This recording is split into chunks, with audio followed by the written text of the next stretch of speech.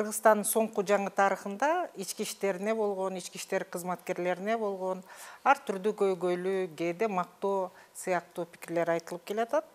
2005-жылдагы тарыхый окуяларда, 2010-жылдагы окуяларда, 2020-жылдагы окуяларда дагы ушул ички иштеринин кызматкерлерине бир тараптуу же болбосо көп кайчы пикирлердин ортосунда пикир жаралууда. Шундан улам быйыл эмнегедир мындан 20 жыл мурда өтүп кеткен бир ушул ички иштер бөлүмүндө атайын изилденип, анан ал аягына чыгып чыкпай калган иштер жөнүндө быйыл сөз кайра көтөрүлүп турат. Ушуга байланыштуу биз бүгүн бизге мейманга мурдагы ички иштер бөлүмүнүн биздин министрликтин орун басары, ошол кезегинде 9-бөлүмдү башкарып турган милициянын полковниги Өмүрбек Байкени чакырганбыз. Эми Өмүрбек Амантурович, бир сөз, сиз акыркы мезгилде массалык маалымат каражаттарында өткөндө Назар Ньюста дагы, Спутникте дагы маек бердиңиз. Ушул 2003-жылы жалпы коомчулукту мындай бир көйгөйгө салган. Анан ушул Кытай ишкерлеринин бир киши эмес, эки киши эмес, 20-дай чакты ишкердин жок болуп кетүү неме иши каралган экен. Ошону бүгүн кайра каралып атат коомчулукта. Сиз аябай мындай кенен маек бериптирсиз. Ушундан улам бир суроо туулат. Эмне үчүн 20 жылдан бери бул маселеге эч ким кайрылган эмес? Бүгүнкү күнү 20 жыл өткөндөн кийин кайрылып атат. Бул азыркы кездеги биздеги экономикалык саясаттын бир беткей каралып аткандыгынан кабар бербейби? Же болбосо бул бүгүнкү күндө ошол кезегинде жаманаттуу болгондордун, кезегинде ошол алардын үнү угулбай калгандардын үнү угулуа баштады деген кеппи? Эми бул суроо чындыгында өтө талаш болуп атат. Мына биз ушул бир 2 жума мурун бул маселе көтөрүлүп калган, биз көтөргөн жокпуз, муну журналисттер көтөрдү. Как раз ошол 20 жыл өтүп кеткенден кийин ушул окуяга кайрылып аткан себеби бир топ сырлар ачылбай калды да ошол кездеги. 20 жыл мурун үрөйдү учурган кылмыш болду. 21 кишини өлтүрүп кетишти. Анан кийин ар кандай изилдөө болуп эле, бирок ошол кылмыш токтоп калды да. Изилденбей токтоп калды. Андан дагы коркунучтуусу ошол кылмышты бөлөк бирөөлөр жасады деген баягы версия десек болот. Божомол менен ошол дагы аягына чыкпай калды да. Анан кийин бүгүнкү күндө ошол иш ички иштер министрлигинде баягы жатат да жөн эле. Полностью жанагы кылмыш изилдөө томдорунун баары тең сыр катылып калды да. Мына ошондон улам болсо керек. Бул баягы кыргызда айтып коет, кыңыр иш 40 жылда дагы билинип калат деп. Анан кийин жаңы жагдайлар болду. Элдердин арасында дагы ушундай талаш дагы болуп атат. Ички иштер министрлерине дагы чоң күнөө коюлуп атат. Ошо билесиздер, ошол жерде бир топ чоң суммадагы акчалар да жоголуп кеткен. Алып бараткан 21 кишини өлтүрүп, өрттөп, анан кийин изи ачылбай калган үчүн ушундай божомолдор болуп атат да. Бирөөлөр 10 миллион долларга чейин дагы айтып атышат ушундай акчаны. Ал эми ошол кылмышты биз башынан иликтеп, башынан текшерип көргөн адам катары биз ачык айтабыз. Да, ал жерде негизги баягы акча болгонда, ошону ким алып алды, ким ошону жасап кетти ошол кылмышты.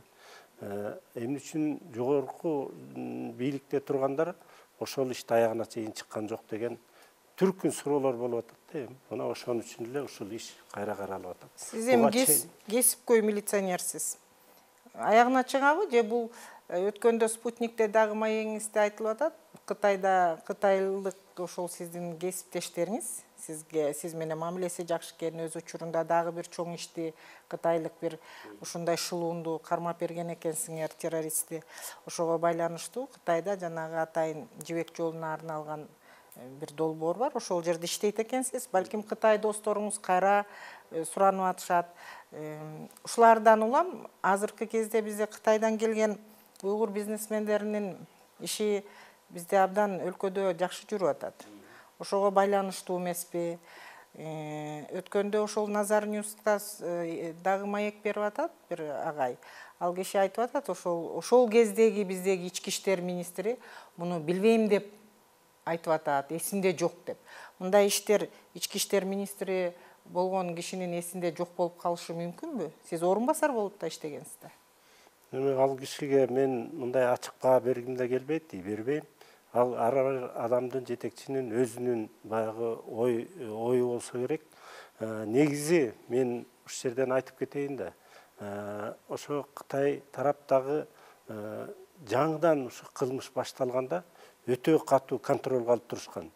Ошол эле Кытайдын жетекчилери, биздин өкмөттүн жетекчилери, президент баш болуп, бул ишке баягы саясий тыгыз дагы ушундай көзөмөлгө алып аткан үчүн бул ишти мына мен жетектеген ошо отделдин балдары чын эле ашты алар.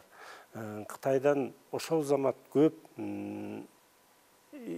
жанагындай укук коргоо органдарынын адамдары келген. Алар кийин ошол иш ачылганда баарын көрүп туруп, өйдө жака баягы так даана алар өзлөрүнүн жеткирип барды. Ошондон кийин Кытайда кандай иш саясат жүрөт? Кытайда бөлөк мамлекеттин ишине кийлигишпегенге алар аракет кылат. Ошондо ошол биздин тааныштар, достор деп айтсак болот, дос болуп калдык, чогуу иштеп ошолор менен бир нече жыл. Алар айтты, эми ишти кандай жаап койсо, это силердин өзүңөр. А так биз ынандык. Силердин жанагы ачкан кылмышкерлерди, тем более ошо биз ачкан кылмышкерлерди кийин өлтүрүп да кетишти. Өзүлөрү өлтүрүп кетишти. Бул жерде эми чоң жана айттым го жыл сайын. Ошо акча деп. Ошо ким канча акча алганын баарын тең ошол такталбай калды. Анан кийин биз бүгүн айтып атабыз. Биз ачык коркпой, үркпөй эле болгондой айттык. Эми бизде прокуратура деген орган бар. Ушулардын баарын тыгыз көзөмөлдөп карап турган мыйзамдуулук. Бул жерде жакшы болмок. Ушуларды кайра жаңы жагдай менен бир сыйра карап чыкса, ал жерде жанагы иште кылмыш ишинде бүт баары тең көрсөтмөлөр бар, айдан ачык. Ошолорду эле жакшылап кимдин ким экенин карабай жоопкерчиликке тартып койсо, ушуну жоопкерчиликти сезген адамдар жоопко тартылса, ушуну кылмышты кылган. Баары жакшы болот эле деп ойлойм. Демек анда кыргызстандыктар жоопко тартылыш керек экен да. Сөзсүз. Себеби биз деген жанагы кылмыш изилдеген көрдүк. Эми бул жерден ачылбаган фактылар калды. Биз айтканбыз ошондо эле. Ошо милициянын кызматкерлери ушул ишке аралашып калган деп өзлөрү. Себеби мындай оор кылмышты жанагы эки уйгур келип жасап кетти деген бул логикага да жатпайт да.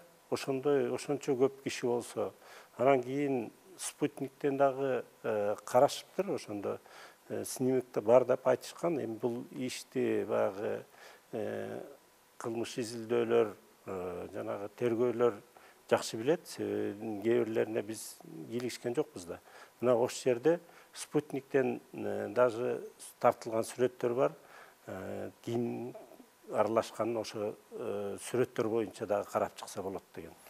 Демек аябай күчтүү эрк керек экен да муну аягына чыгарыш үчүн, туурабы? Эми эрк ойлойм жетет деп. Бул жакшы болмок да. Эгер ушул кылмыштын бети ачылып, өтүп калса, могул ички иштер органдарында дагы кызматкерлери өзүлөрү дагы баягы ачык билбей калган үчүн кандайдыр бир нааразычы болуп жүрөт да. Ушунун баарын тең азыр коомдо нааразы болбош керек да, баары ачык болуш керек.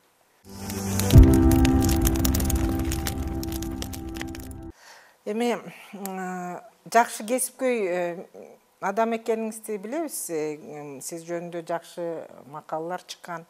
Ушундан улам кесиптин да азабын тартыптырсыз, анткени мына такшы алган тагдыр деген уулуңуз жасаган кичинекей китепченин ичинде бүтүндөй бир өмүр билгенге камтылыптыр. Мына башында Майрамкан эже жакшы сөз жазыптыр. 4 саптан 2 куплетке мен 2 эле сабын окуйн. Бул өмүрдү аз дебе да көп дебе, тирүүлүктө бакыт да көп, санаа көп дейт. Демек, санаңыз көп болгон учур жанагынтип качып жүргөн кезген өлкөдөн.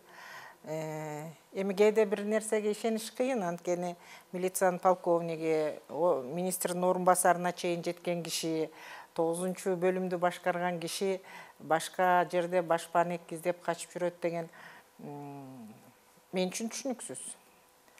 Сиз үчүн түшүнүктүү болсо айтып бериңизчи. Эми бул жерден ошондой мезгилге мен туш келип калдым да, биринчи мындай караганга. 2005-жылы революция болду, баарыбыз тең билебиз. Бизди баягы Акаевдин кадры деп ар кандай басмырлоо эмнелер башталды. Менин үстүмөн ошондо 10 чакты кылмыш иши козголду да. Мен өзүм дагы азыр эстей албайм канча кылмыштар козголгон. Анан негизгиси ошо кылмыштардын бирөөсү баягы Ички иштер министрлигинен 10 миллион сом алып чыгып кеткен деген сөз бар да. Кийин ушуну канча 5 жылдан ашык жүрдүк да. Анан сотко эптеп барышты, өткөрүп ошо ишти гана. Анан судья сурады, ошол жерден бир жакшы адам ошо судья болуп калды, андай судьялар аз эле болуш керек. Анан жанагы прокуратурадан сурап атат. 10 миллион алып кеттир дейсиңер. Кандай жол менен алып кетти? Кандай мунун кылмыр аракети бар эле? Баягы акчаны бир жакка котортуп ийдиби? Ошондой кыймыл аракет барбы? Же болбосо жасалма жол менен алып кеттиби десе, эч кандай андай кыймыл аракет жок экен да менде. Анан кантип силер күнөө коюп атасыңар жылдап десе, ошондо прокуратура айтып атат, ну бизде ушу ушерб деп коет жанагы МВД ушундай болуп калган дейт. Зыян болуп калган. Кантип бул эми кылмыштын кодексинде бүт бара жазылып турат да. Кылмыш аракет болуш керек, какой-то бир эме кылыш керек. Андай бир дагы эме жок да менден. Анан ошонун менен ал кезде премьер-министр ким эле? Мен баягы уурдап кетти деп ошо акчаны алып алды деген мезгилде премьер-министр ким эле? Даже канча убакыт өтүп кетти, эсимде жок. Ну, министр эме финансов жанагы Газпромда Абдиллаев деген кийин иштеп жүрбөдү, ошо киши болчу. Эми ал жерде эч кандай эчтеке болбосо анан кийин бүтүрөт да. Андан кийин мен ушуну өзүмдүн абийирим үчүн дагы 4-5 жыл жүрдүм да. Ушуну сотко берип, мага ушундай зыян келтирдиңер. Моралдык дагы, материалдык дагы. Ну, моралдык зыянды төлөп бербейсиңерби? Мен бүт Кыргызстанга уят кылдым. Сизди сот актады. Актады да. Анан жүрсөм, ушу дагы 3 жыл жүрүштү да, биринчи жыл тап коюп.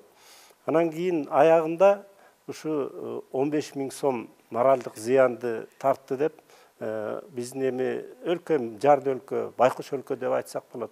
Өзүнүн гражданын ушундай кыйноого алып келсе дагы алар баягы акчабыз жок деп эле кутулат да. Анан кийин ошо 15 000 сомду алып алып мен энеме бардым. Ал киши дагы ошо карып калды эле, ошондо тирүү эле. Анан кийин айттым энеме. Эң кыйын тапкан акча мен үчүн ушул болду. Мына 15 000 сом десем, байкуш эртеси кошуна кемпирлерди чогултуп чайын берип, баталарын беришкен.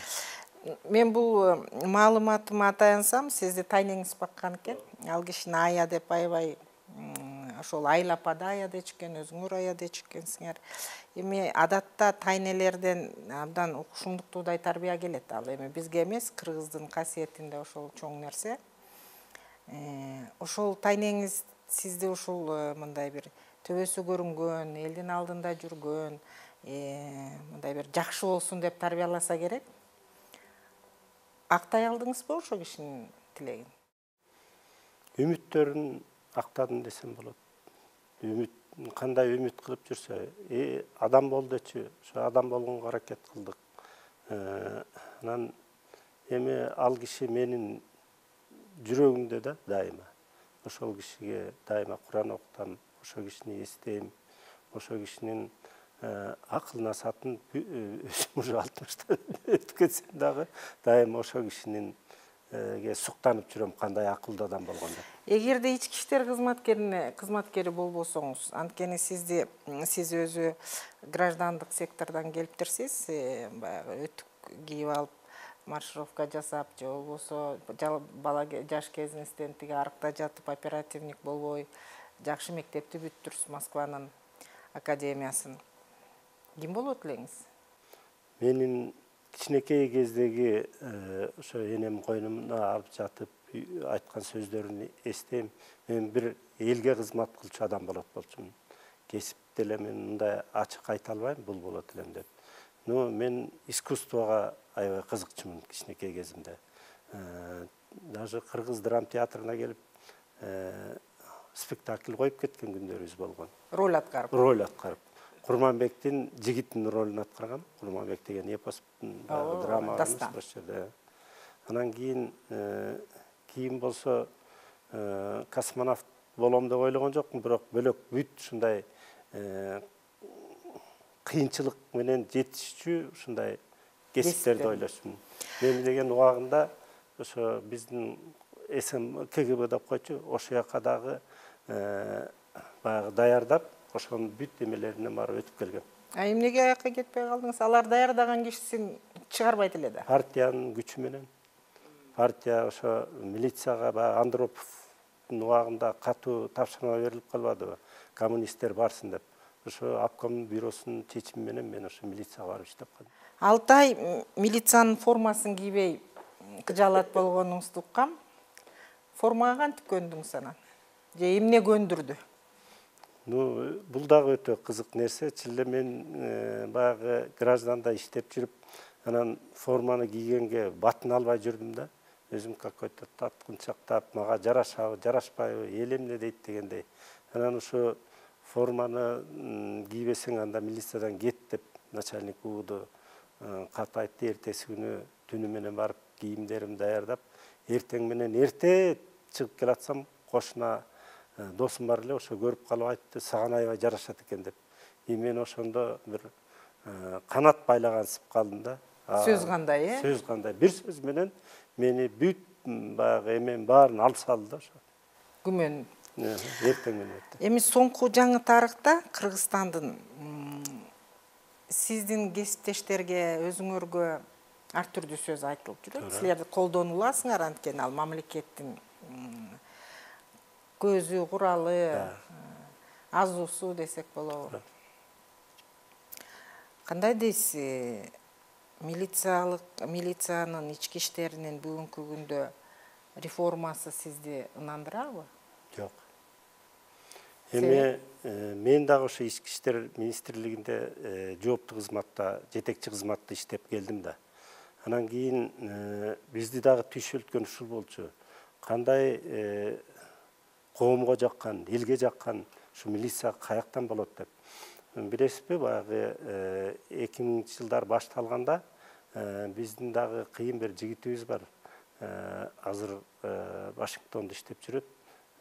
Чоро Имашев деп министр болуп калган. Анан ошо жигит менин инилерим болуп кетет. Мен анда МВД иштеп аткам.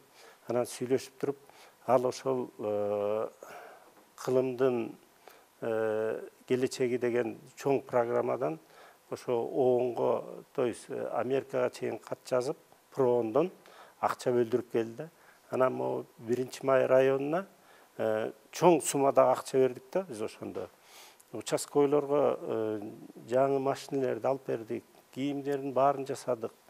Анан карап көрүп эле биз ойлогондой баары болгон жок да.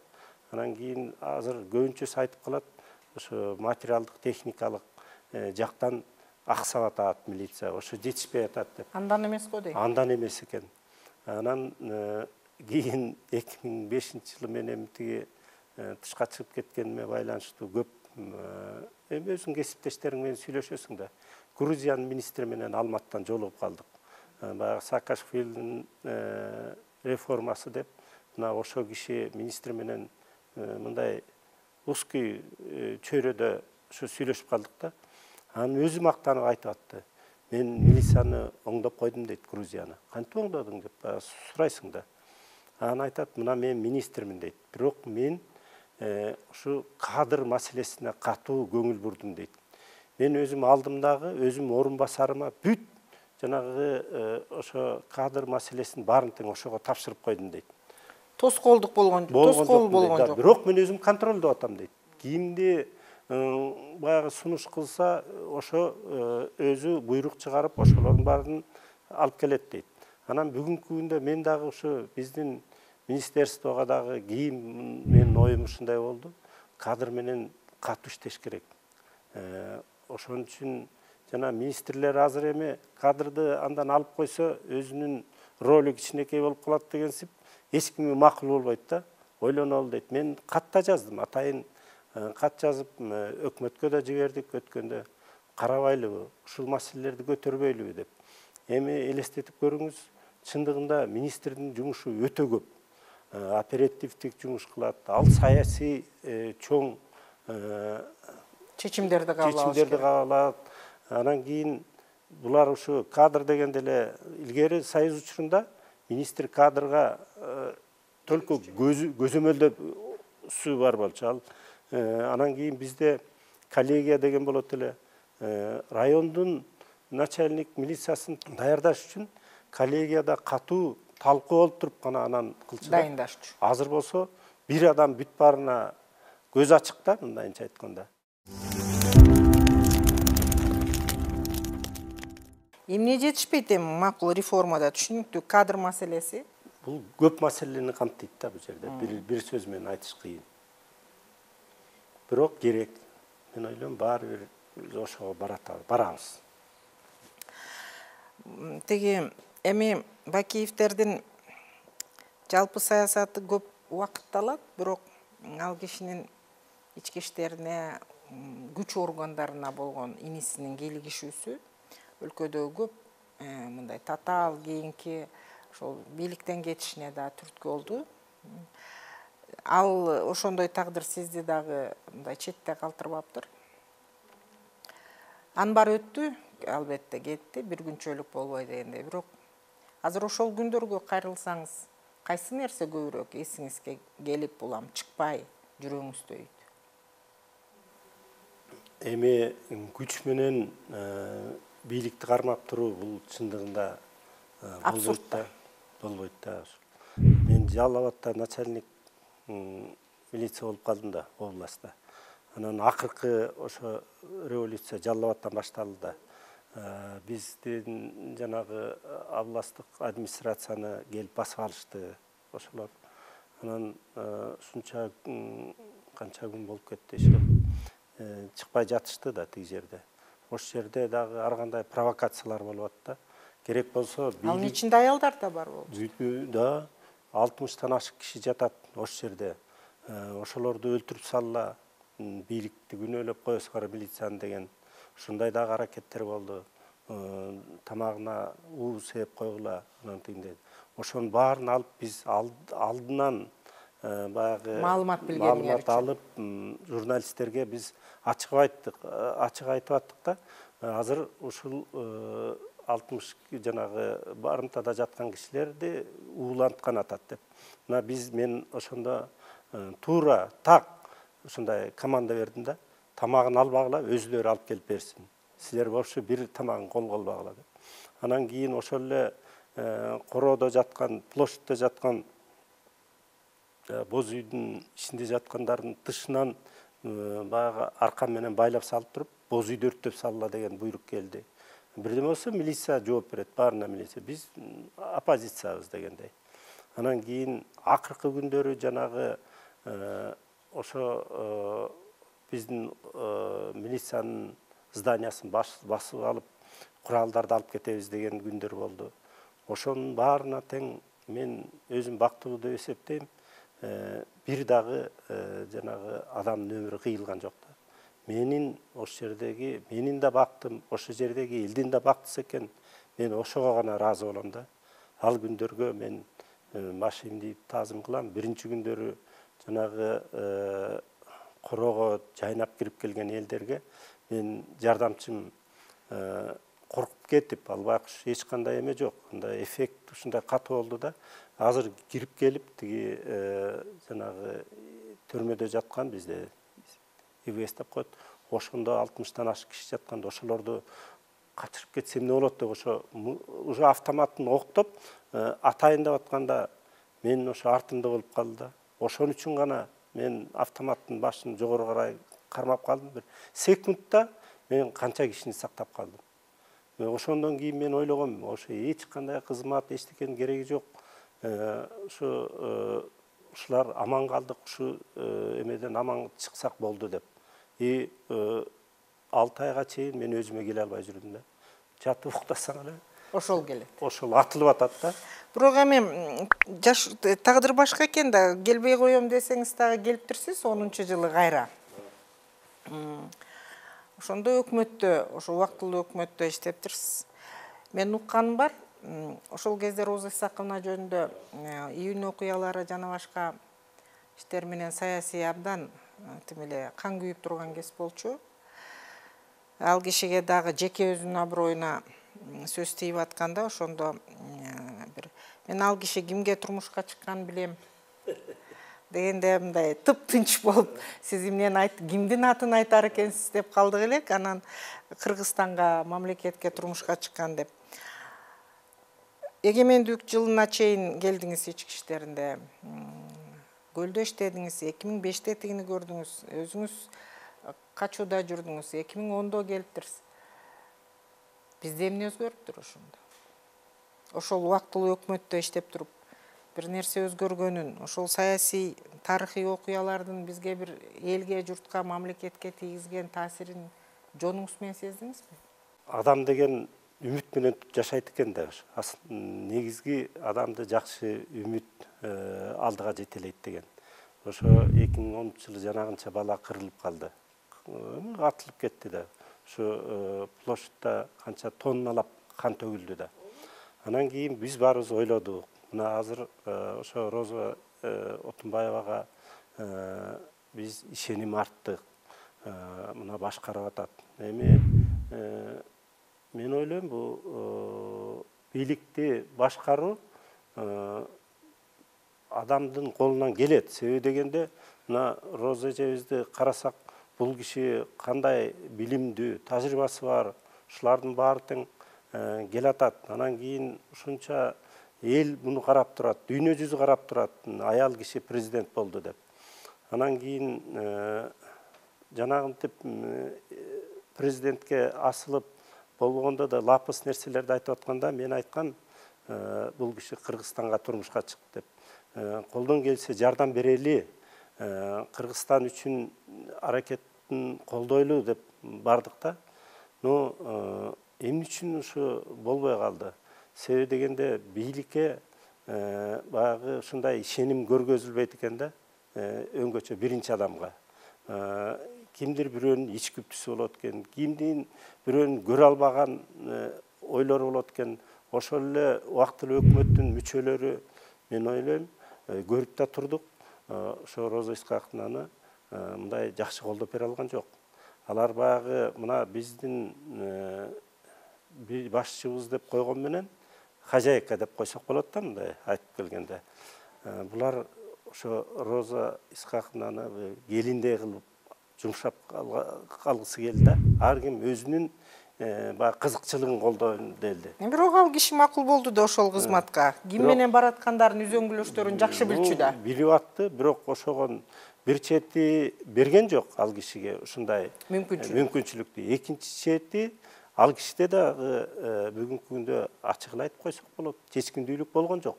Да, президент болгондо жанагындай ал кишини мен жанагы тамашалап айткандай, турмушка чыккандай, жакшы татынакай болуп чыкты, сулуу болду. Бирок могу жумушталып, элдин камын ойлоп, тиги жанагы убактылуу өкмөттүн мүчөлөрүнүн көңүлү калбасын эмес, элдин көңүлү калбасын деген бир негизги кадамдарга бара алган жок да. Мына мен бир эле нерсени айтып коеюн. Ошондо маган тапшырма берди. Мен баягы жооптуу кызматкер болгон үчүн. Финансовый полиция деп биз көрбөдүкпү ошо Бакиевдин учурунда, Акаевдин учурунда да ал службанын эмне кереги бар эле? Эмне элге кызмат кылып берди деген. Мына мен ошону толук анализдеп, ошо өкмөттүн эмесине алып чыктым. Жыйынына. Ошол жерден эми Роза Исхаковна баягы угуп турду, бирок ошол жерде керек болсо кайра мени күнөөлөп чыгышпады ошо өкмөттүн, убактылуу өкмөттүн кишилери. Бул убагында 10 миллион жеп алган, тигиндей мындай деп туруп, ал маселе эмес. Мен көргөздүм. Финансовый полиция деген бул биздин Кыргызга кереги жок экен, кыргыз өкмөтүнө. Табигатында. Муну жоюп салыш керек. Бөлөк жардагы Россияны жана башка жактагылардын баарына тең тажрыйбасын айтып бирip эметип келдик.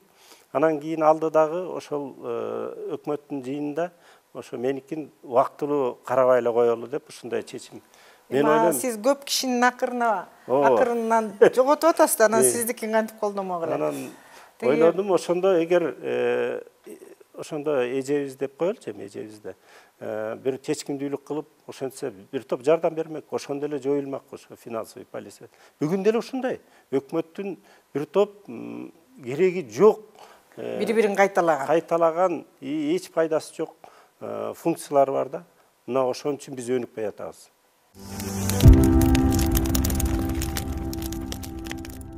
Жакында орустардын федерациянын Москвада өткөн, Ленинградда өткөн жыйынына катышып келдиңиз. Лавровдун катышуусу менен деп Спутник телеканалы ал ошол сүрөтү менен чыгарып атышат. Кытайлар менен да дос экенсиз. Биздин өлкөдөгү жана тил маселеси мыйзам экинчи окууда өтүп кетпедиби? Менимче орустардан да көп досторуңуз бар. Ошол жерге чакырылгандардан эки эле киши экен. Кыргызстанда бирөө сиз, бирөөсү белгилүү саясатчы Адахан Кимсанбаевич. Орустар бизден эмнени күтүп атышат? Эми биз ал чоң дүйнөлүк форум болду. Ал жерге бүт дүйнөдөн баягы Россиянын достору деген мааниде келишти да. Биз барып катыштык. Анан кийин Россия биздин акыйкат саясатты күтүп атат. Кандай кылып силер орустар менен чогуу бир алкакта иш алып барасыңар? Кандай дүйнөлүк азыркы оор мезгилде кайсы жолду тандап атасыңар деп. Ошол конгрессте мени ошол жерге мүчө кылып шайлашты. Азыр дагы биз катышып атабыз. Жакында эле биз деген генеральный секретарь ООНго кат жаздык. Ошо азыркы бүгүнкү Россияга болуп аткан буттоосулардын баягы эмесин карап көрбөйсүзбү? Негизи барбы, жокпу? Жанагы санкциялар. Анан кийин жанагы Украина менен болуп аткан согуш каяка алып баратат деген ушундай баягы дүйнөлүк деңгээлде терең тажрыйба менен биз өзүбүздүн оюбузду айтып атабыз. Ушуларды эртерээк токтотсок, дүйнө жүзүнө тынчтык керек деген биринчи маселе. Ал жерде Адахан Кимсанбаевич өкүңөр жеке позиция, ал киши го партиянын позициясын айтсын, анан оппозициянын позициясын. Сиз кимдердин элдин үнүн угуп барып атасыңар да эми? Мен ойлойм, мына Жылдыз, өзүң карап көрсөң да, илгери дагы ушундай болгон да, СССРдин тушунда. Биз кыргыздар, байкуштар иштеп эле атабыз, этибиздин баарын Ленинградка жеткирип берип атабыз. Биз өзүбүзчө кетсек, бир укмуш оңолуп, жыргап калат элек деп. Ал күн да келди. Анан эмне болду? Мына азыр Кыргызстандын айылдарында жумуш жок эч кандай. Ким Россияга барып иштесе, ошол өтө барктуу ошол айылда. Кыргыздар өзү негизи эмгекчил эл экен. Ошол жердеги балдар, кыздар иштеп, эне атасына 2 этаждан үй салып берип атат азыр.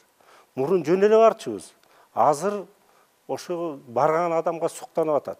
Мына ушуну дагы биз реально карап көрүшүбүз керек. Экономика биринчи маселе болуп туруп атпайбы? Биз экономибиз өтө бай болсок, Израилде болуп жанагы надуш население канча аган акча миңдеген. Эми Израилде деле суусу чектелүү жана башка климаты. Ошондой бай болсок, бийлик туура иш жасап атат да. Экономикасын көтөрүп алышпады алар, бийик кылып көтөрүп алды, күчтүү болду. Азыр эмне?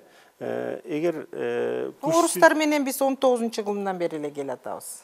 70 жыл алар бизге, чынын айтыш керек, Лениндин революциянын бизге тийгизген таасири ушундук. Мына эмки жылы биз буюрса Кыргыз мамлекетинин 100 жылдыгын 24-жылы Абдыкерим Сыдыков, Жусуп Абдрахманов менен Орозбековду жиберип, декларативно телеграмма менен мамлекет түзүп койгон. Кыйын. Ошон 100 жылдыгын белгилеген турабыз. Эми ошондон бери эле келип атабыз. Биз деле өнүгүп кетпей жүрбөйбүзбү? Эмне маселе? Маселе орустарда эмес го дейм. Эми ар бир мезгилдин өзүнүн бир сыноолору болот да. Ошол жерде жанагы баягы биздин кыргыздын кырган жигиттерин ошо тап душман кылып, алар дагы өтө чоң туура эмес саясат жүргүзүп келди. Бирок эми ошол баарын сабак алып, бүгүн каяк менен барып оңолуп кетебиз деген, экономиканы кандай көтөрөбүз деген маселе биринчи орунда турат. Жакшы сөз бар, жанагы стратегиялык өнүктөш ким? Мен ушул жерден көпчүлүгүнө кошулбайм. Айтам, биздин стратегиялык өнүктөш Россия. Мен ушуга эметем. Эми 3D, мисалы, Ажыдар, Аюу, Ителги дүйнөнү бөлүп атпайбы? Анан ошонун кайсы бир чапкысында калганга Кыргызстандын кудурети жетеби? Эми биздин илгерки ата-бабаларыбыздагы жоң кишилер болгон эмес. Ошол эле Боронбай бийден айткан сөзү бар экен 18-жылымда. Эгер коңшуң күчтүү болсо, анда ошолордон дос тапкын, ошолор менен тил тапкын, ошолор менен баягы өзүң тебеленди калбай, өзүң жолуң таап ал деген. Анан кийин бул жерден биздин саясатчылардан көп нерсе көз каранды. Ушулар жакшы саясат жүргүзүп кетип, дүйнөлүк аламдашууда өзүнүн жолун таап алыш керек да. Билем, эми кайра кызматка баргыңыз келбейт, бирок эгерде кайып каскагынан жазып ички иштер министри болуп калсаңыз, эң биринчи буйругуңуз эмнеге чыкмак? Мен болбойм. Ыр жазганыңызды окудум китептен. Бир ырыңыз абдан жакты, Чабал ырлар деген. Акыркы жолу качан ыр жаздыңыз? Эми ыр жазган киши ал анда-санда жазат сөзсүз. Анан ошол ырдын бир куплетин жатка билесизби, акыркы ырыңыздын?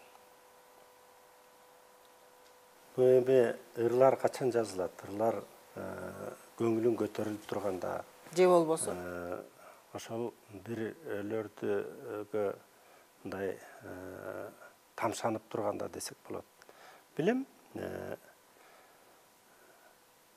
көз карашың бүтө аламды багынтып, сенин күлкүң жүрөгүмдө жаңыртып, сени издеп келе берем күнү түн, калсам деле башка жолдо адашып. Түшүнүктүү, кыздарга арналган ырлар экен. Тиги азырдагы ички иштер кызматкерлерине болгон биринчиден талап күчтүү, анткени убакыт ошону талап кылып атат. Анан ушул ички иштер кызматкерини болом деп келаткан жаштарга эң биринчи айта турганыңыз, абдан чоң билим керекпи же аларга, же өтө терең тарбия керекпи? Билим менен тарбия экөө айкалышып турат го. Эгерде деген жогорку билимдүү болуп турса дагы тарбиясы жок болсо, мен ойлойм, ал жеңишке жетишпейт. Мына акыркы Бишкек шаарынын башчысы туура эмес сүрөп алды. Бул эмне деп кабар берет? Ички иштердин. Ички иштердин. Ушундай болбош керек да, ушундай адашуу болбош керек. Уларды профессионалдык деңгээлден да даярдап, ички иштер министрлиги жөн министрлик эмес да, анан кийин жана тарбия ишин дагы катуу аракет менен алып барыш керек да. Буга дагы көп булардын жетишпеген жактары болуп атат. Эми ошол ички иштер азыркы шаардын ички иштери мурдагы генералдын уулу да. Ооба. Анан бизде генерал байкелер сөзсүз балдарын кайсы бир укук коргоо органдарында тиги тарбиялашат. Сиздин балдар жолуңузду улантыштыбы? Жок, менин балдарым менен эми ата болгон соң алар менен сүйлөшөсүң да, баягы окууну бүтүп атканда улуу балам менен экөөбүз сүйлөшкөнбүз. Мен ал келип айтты, ата мен каяка барайын окууга деп. Ошондо мен МВД иштеп аткам. Анан айттым, бизде шарт бар, эгер ошо ички иштер министерствосуна барып окусаң, ушундай болот. Бирок мен ага аталык баягы өзүмдүн кеңешимди бердим. Сен ушу чет тилин көбүрөөк үйрөнбөйсүңбү? Ушул сенин келечегиңе жакшы болот.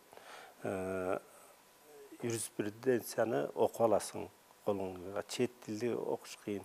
Анан ошо өзү Кытай тилин тандап, кийин Кытайдан окуп, Кытайдан иштеп, бир да жолу эмеге барган жок, госслужбага. Билем, госслужба кыйын экен. Андан кийинки балам дагы ошо Кытайдан окуп, бирок азыр американецтер менен. Түшүнүктүү.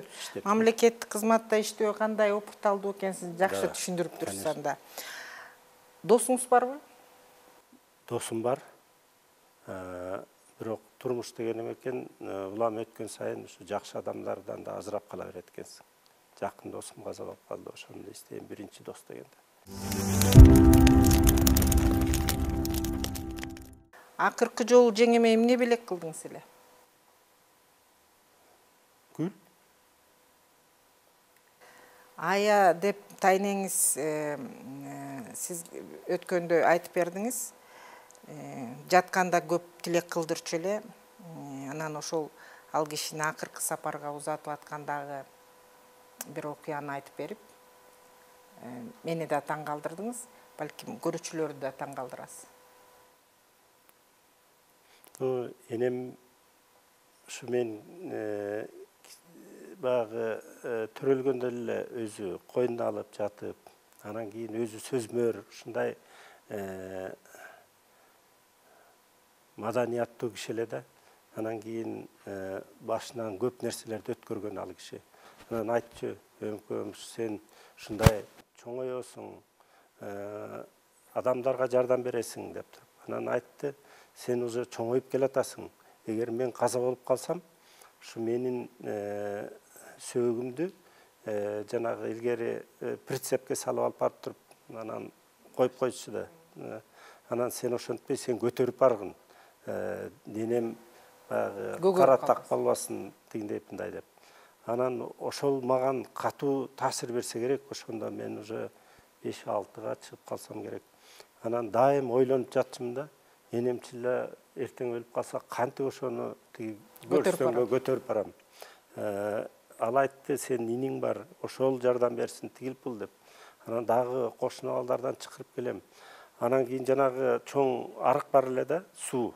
Ошондон кантип алып көтөрүп өтүп кетем деп ошентип жүрчүмүн. Кийин ошол карабайсың, ошо кишинин менин балдарым, ал кишинин чөйрөлөрү көтөрүп барып коюшту. Көрсө баягы жалпы мусулманда дагы ушинтип айтылат турбайбы? Өлүп калсам жанагы жаназам окулсун, ак кепин деп, зыйнаты менен деп. Бул дагы өзүнчө чоң философия, чоң эме экен. Энем дайым эстейм ошолор сөздөрүн. Ошого эметип калам, ошо энемди коюп атканда ушундай көп киши келди, мен ошолордун баарына ыраазы болдум, келип. Неберелери өкүрүп турду. Неберелери өкүрүп көтөрүп барын. Сиз үчүн кыргыз анын кыргызчылыгы, касиети, келечеги эмне? Кыргыздын кыргыз болуп калыптанышы ушунун көп жанагындай касиеттери бар да кыргызда. Ушу жанагы ушу кылымдан бери келаткан макалдары, булардын өзүнүн жанагы кандай десек, кыргыздын баягы ырымдары болобу, кандай болот, ошолордун баарын үрп адаты ушулардын баары сакталып келатканы мен ойлойм баары бир биздин кан ошого тартат болуш керек. Кыргыздын бийиктиги дагы ошондо болуш керек деп ойлойм. Эң өзүңүзгө жакпаган сапатыңыз мен өзүңүздөгү, анан эң өзүңүзгө жаккан артыкчылыгыңыз? Эми жакпаган мүнөзүм убагында может чечкиндүү болбой келдим. Убагында чечилчү маселелер бар эле, ошолорду эртең деп калтырып койгон күндөр болду. Менин колуман көп нерсе келмек.